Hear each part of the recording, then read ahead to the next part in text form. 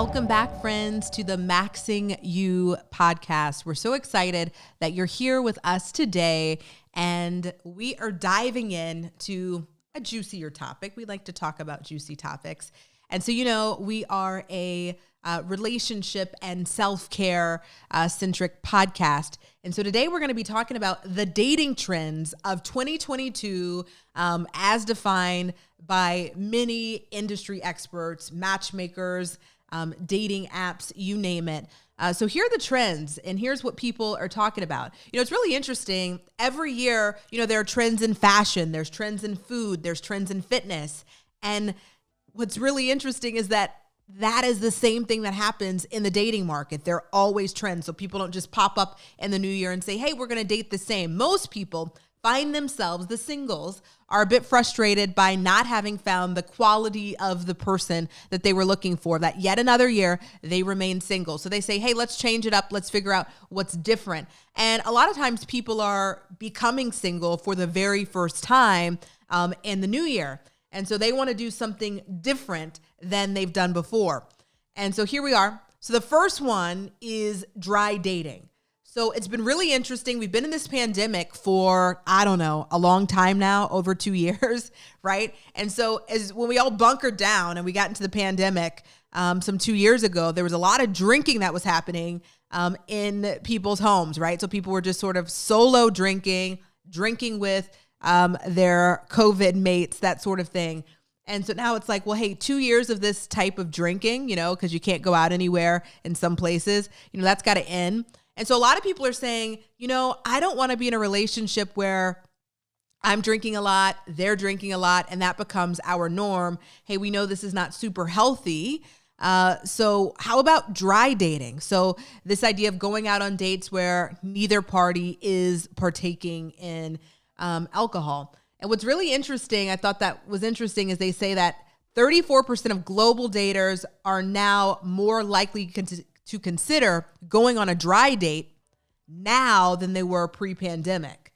And they said 29% of Americans surveyed believe that, the societal norms around drinking and dating are shifting. So that's really interesting. I know that I found that when I wasn't drinking, or when I'm not drinking, it's really weird to sort of be out with people because they make it kind of weird that you don't want to drink and that they want to drink. And I think that was always something in dating that I kind of avoided because it was a bit uncomfortable because nobody else was being sober. But hey, really interesting that that's a trend that's coming to the forefront of 2022. So now it'll be interesting. Where are people going out? Will you be going to a restaurant and having a non-alcoholic beverage? Will you be avoiding restaurants and bars? What will you be doing?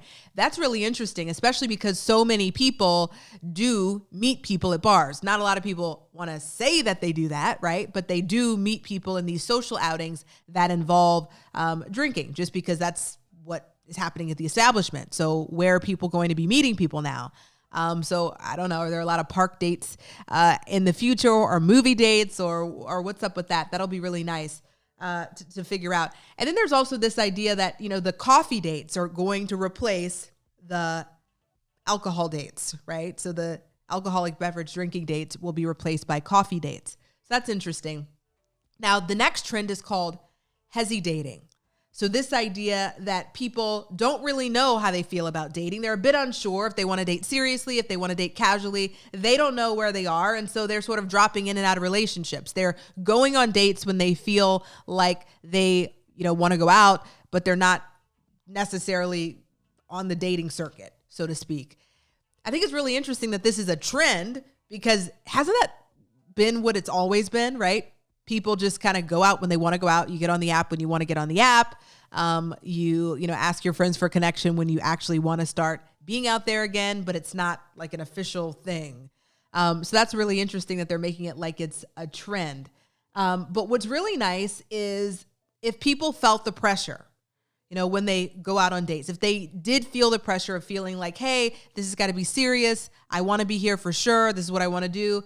And that pressure has kept them back from entering the dating market, that I'm really excited that this whole Hesi Dating trend will allow people to feel more comfortable to just sort of put themselves out there, be out there and do the thing. So I actually made a TikTok yesterday and it was really funny. And it said, basically the people who I really can't stand are all of the single people who are saying that, they want to be in a relationship, but they never put themselves out there. So if the fear of putting yourself out there was that someone was going to try to trap you in a long-term relationship that you didn't want to be in, well, Hesi Dating is here for you. Because I think everybody should be putting themselves out there. The next is the trend of more dating apps being created for people of all ages. And so there's this new thing called like Silver Singles and Our Time and Senior Match and this whole thing. But doesn't, really mean anything for the younger generation. But this idea that dating apps are going to be revamping, they're revamping, sort of the way that they're going to be getting new people back on the apps is a trend that's supposed to be coming up. So instead of you getting on an app where you see a lot of the same faces that you matched with, a few months ago and a couple years ago, that they will be attracting new people, right, who will be, potentially a better match for you than the previous. Now, the fourth trend is this proud singlehood trend, this rise in, people being proud of being single instead of feeling like they've got to be in a relationship to have some sort of status or authority, this idea that it's okay. So we remember back in, I don't know, when was it? Like the early 2000s when there was this whole conscious uncoupling and people were making it sort of like a okay or cooler thing that people were breaking up and it was all good. It didn't have to be this hateful thing. Well, that's similar to what people are doing now with this sort of single, this proud singlehood idea. And I think that's nice. Of course, over here at Maxing You, we like it because we know, for those that listen to us, that it really is all about us at the end of the day anyway. And, half the time when people are dating, they're saying, well, we're not really getting any good matches. These apps are shitty. There's shitty people on the apps. Ew, like the single people, they're gross. But in reality, what we know is that sort of when you up level, when you get on your game, then you get a whole new type of match as well, right? So anytime that we make an improvement, whether that be physical fitness, whether that be something with appearance, whether that be us increasing our emotional intelligence, something like that, right? All those things are game changers that open up a whole new pool of people. So I'm all about people being proud of singlehood while they're working on themselves. So that's really nice. And then the fifth trend is emotional intelligence over physical attractiveness. So they're saying, I don't know if I believe this, but they're saying that 83% of the singles that were polled in this poll by USA Today said that they're looking more for emotional maturity over physical attractiveness. And that's quite interesting. If it's true, that'll be quite a new trend because a lot of the dating apps, as we know, are made and broken on the fact that you first see pictures of people.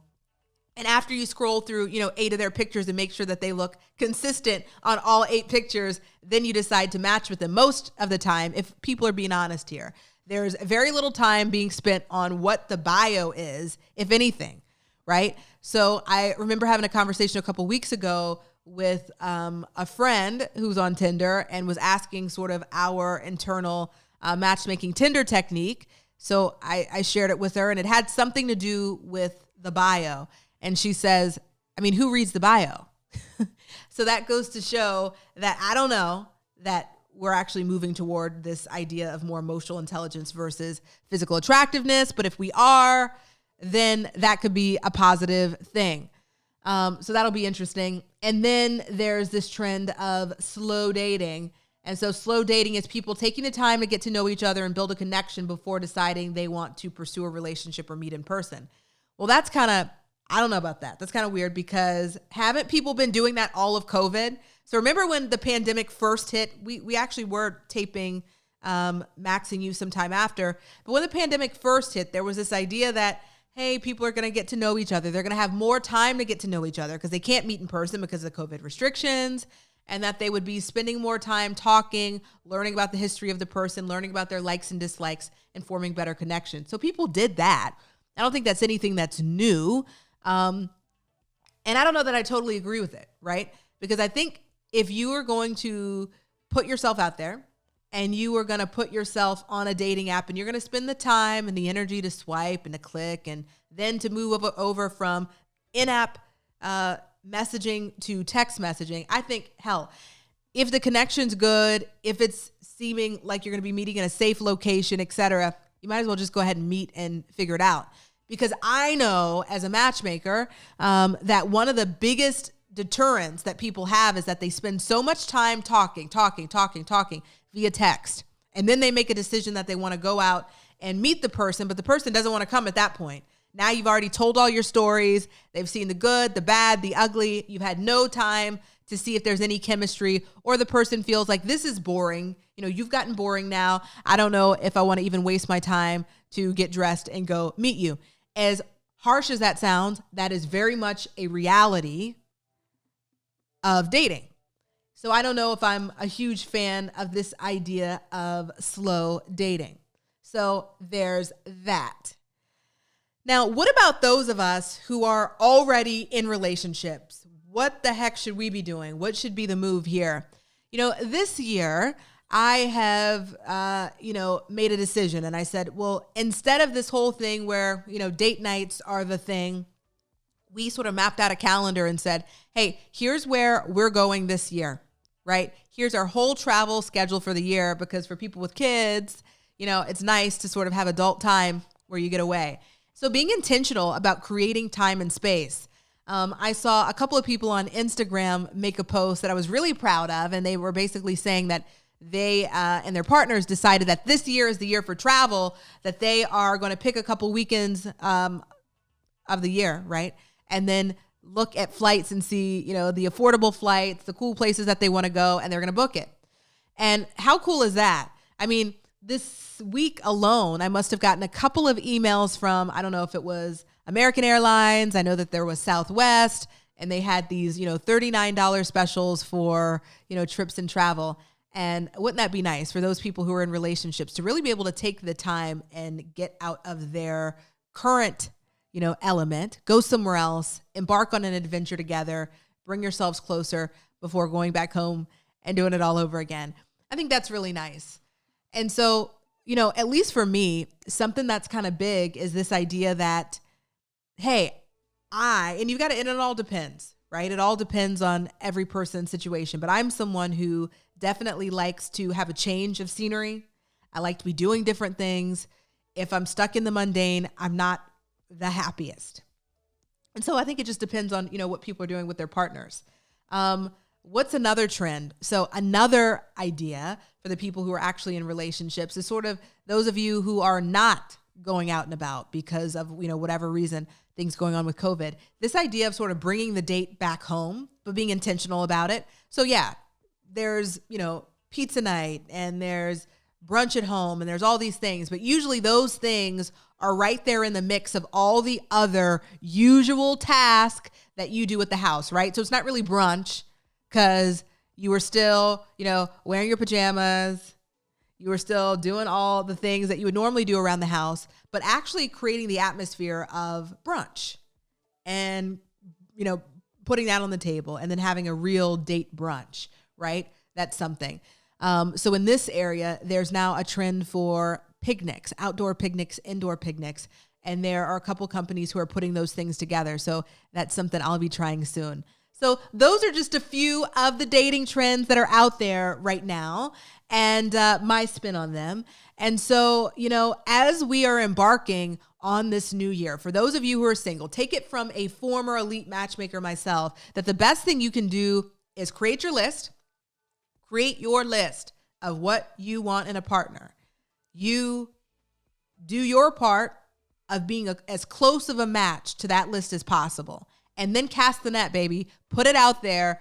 Get on the dating apps. Start going on dates. Start doing things. Connect with friends. See who they know who's single, who could be a good fit for you, and keep it going. Because every time that you jump into the dating pool and then you pull out, that's just like more time before you meet your person. Yes, you might meet them at Whole Foods. Yes, you might meet them at Walmart or Target, but the likelihood of that is smaller, Yes, you may already know them. They may be an old flame. Yes, but the likelihood of that is smaller. So why not start doing the things that allow you to increase the odds of meeting your person? So get on it now. Get out there and start meeting with people. So that's it for this episode of Maxing You. Really excited to have had you here with us today. And looking forward to catching you next week as we dive into even more topics about maxing yourself, your relationships, your health and wellness, all that good stuff. And that's it. Bye for now.